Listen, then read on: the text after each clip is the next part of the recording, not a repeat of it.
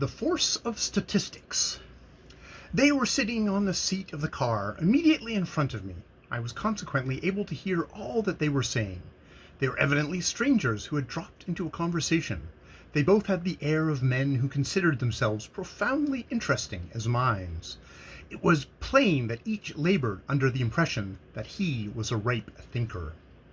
One had just been reading a book which lay in his lap. "I've been reading some very interesting statistics," he was saying to the other thinker. "Ah, statistics," said the other. "Wonderful things, sir. Statistics. Very fond of them myself."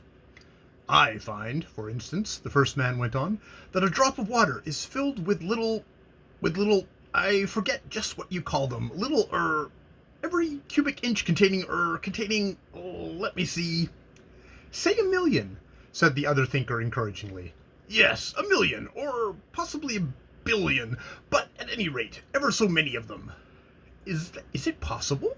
said the other. "But really, you know that there are wonderful things in the world. Now coal, take coal." "Very good," said his friend. "Let us take coal," sitting back in his seat with an air of an intellect about to feed itself. "Do you know that every ton of coal burnt in an engine will drag a train of cars as long as, I forget the exact length, but say a train of cars such and such a length and weighing, say, so much for the moment the exact distance escapes me, drag it from here to the moon," suggested the other. "Ah, very likely, yes, from here to the moon. Wonderful, isn't it?"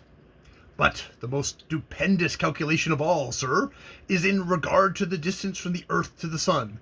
Positively, sir, a cannonball, fired at the sun—" "Fired at the sun," nodded the other approvingly, as if he had seen it done.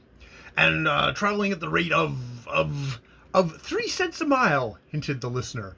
No, you misunderstand me, but traveling at a fearful rate, simply fearful, sir, would take 100 million, no, 100 billion, in short, would take a scandalously long time in getting there." At this point, I could stand no more. I interrupted. "Provided it were fired from Philadelphia," I said, and passed into the smoking car. That is The Force of Statistics by Stephen Leacock. Sounding exactly like most BookTube reviews.